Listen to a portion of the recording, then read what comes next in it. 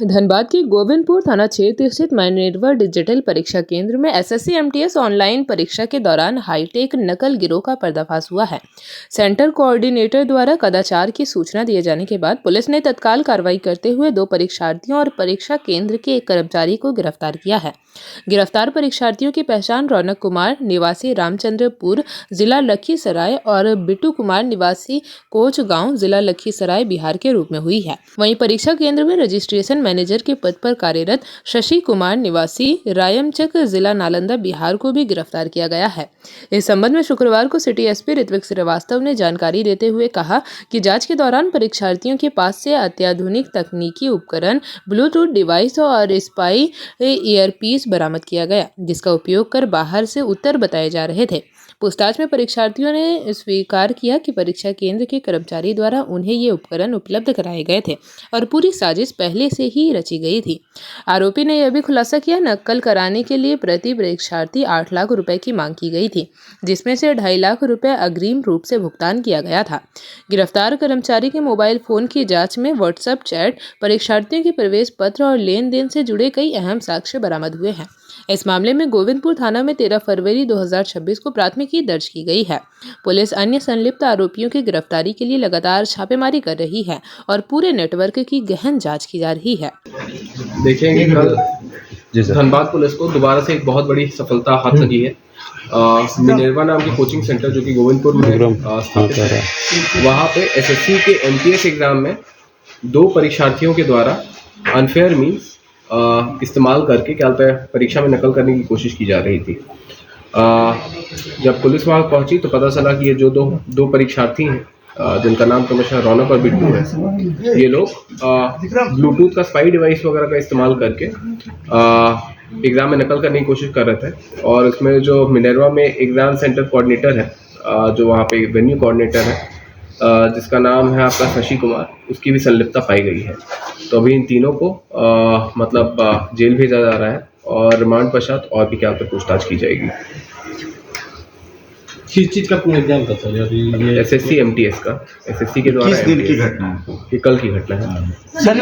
ये लोग जो पकड़े गए हैं तो किस तरह की सेटिंग हुई थी और किस तरह से पैसा लिया था इन लोगों ने अभ्यर्थियों से? देखिए, पर अभ्यर्थी 8 लाख की बात हुई थी। 8 लाख में से 2.5 लाख एग्जाम के देने के तुरंत उपरांत वहाँ पे देना था ऑन द स्पॉट, और फिर रिजल्ट आने के पश्चात जितने बाकी बचे उतना पैसा देना था। गेट में भी चेक होता है। जी हाँ, अगर आप लोगों को याद हो तो बरवड्डा में तकरीबन 5 महीने पहले एक और बड़ा मैटर हुआ था, जिसका कांड संख्या था 236-25, जहाँ तक मुझे याद है। उसमें एसएससी सीजीएल एग्जाम में धांधली की गई थी और वहाँ पे जो मेन ऑपरेटिंग सिस्टम है उसके साथ छेड़छाड़ किया गया था। यहाँ पे जो एमओ था वो डिफरेंट था। एमओ में यहाँ पे जो ब्लूटूथ डिवाइस होता है, तो जो अभ्यर्थी थे, परीक्षार्थी थे, वो लोग ब्लूटूथ डिवाइस अपने कान में पहने हुए थे और बाहर में संभवतः 1-2 हेल्पर या फिर जो सॉल्वर होते हैं वो लोग बैठे थे, जो लोग पुलिस पहुँचते ही वहाँ से भाग गए थे। और यहाँ पे जो मेन एग्जाम कोऑर्डिनेटर या फिर एग्जाम सेंटर मैनेजर जो है, जिसका नाम शशि है, उसकी भी संलिप्तता पाई गई है और वही इस पूरे के पूरे कांड का मास्टरमाइंड था। और जैसा कि किसी ने मेरे से पहले भी पूछा कि जी हाँ बिल्कुल, ये ऐसा नहीं है कि एक इकलौती घटना है, is a part of a bigger network. एक सिंडिकेट की तरह, पुराने मैटर में भी अगर आपको याद हो तो पूरा सिंडिकेट बिहार से जुड़ा हुआ था, और कहीं ना कहीं इस मामले में जो सिंडिकेट के तार हैं वो बिहार से जुड़े हुए हैं, और क्रमशः नालंदा, लखीसराय और पटना। सर, एंट्रेंस में भी जांच होता था, जो इसके संलिप्त है जो कंट्रोलर, क्या वो एंट्रेंस में इन लोगों को मदद पहुंचाया था तब वो अंदर गए थे? हाँ, तो मतलब आपका वही मैंने बोला कि जो आपका एग्जाम का जो सेंटर का जो मैनेजर था वही इन्वॉल्व था, तो उसकी मदद। वो सेंटर सील हो जाएगा या फिर वो कंटिन्यू रहेगा? जी नहीं, हम इस मामले में अभी क्या ये जिला प्रशासन से भी वो करेंगे और उसके बाद ही हम निर्णय लेंगे। लेकिन संभव सेंटर का क्या नाम है? मिनेर्वा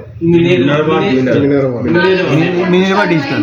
दोषियों तक कैसे पहुंचा जाएगा? जी देखिए, अभी तो क्या होता है, हम लोग जो मेन सेंटर मैनेजर है शशि को रिमांड पे लेंगे और उससे अग्रतर पूछताछ की जाएगी कि भाई आप ये जो सेटिंग होता था, विद्यार्थी का जुगाड़ कहाँ से होता था, विद्यार्थियों को कहाँ से लाया जाता था, इन सारी चीज़ों पे पूछताछ की जाएगी ताकि जो बड़ा सिंडिकेट है, बड़ा सिंडिकेट का उद्भेदन हो। ये अभी तक कितना पैसा दिया है?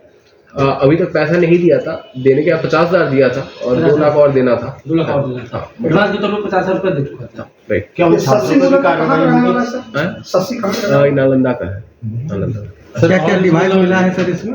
देखिए एक मोबाइल है यहाँ पे आप देख सकते हैं, और 2 ब्लूटूथ वाला जो ये है, यहाँ पे देखिएगा आप अगर ध्यान से तो सर ये हाई फ्रिक्वेंसी ब्लूटूथ होगा जो बहुत दूर RF रेडियो फ्रीक्वेंसी ब्लूटूथ है, बिल्कुल RF है।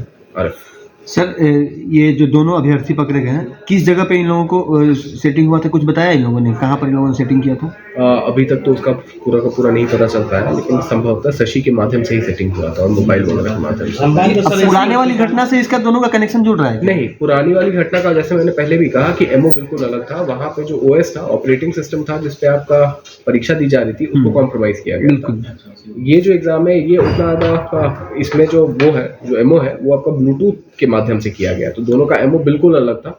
लेकिन हो सकता है, जैसे मान लीजिए वो तो अनुसंधान का बात है कि आगे क्या होता है, ये हो सकता है कि उससे तार जुड़े, लेकिन अभी कुछ कहना। ये जो सोल्वर सर पकड़ा जा सकता है इसमें? सोल्वर जो सोल्वर लोग बाहर बैठे हुए थे वो लोग पकड़े जा सकते हैं? पकड़े जा सकते हैं मैं तो हाँ ही बोलूंगा मैं, है ना। जाएंगे कि नहीं वो अनुसंधान में आएगा। जेपी भारत लाइव, भारत की बात जेपी के साथ। वीडियो को लाइक करें, शेयर करें और चैनल को सब्सक्राइब करें।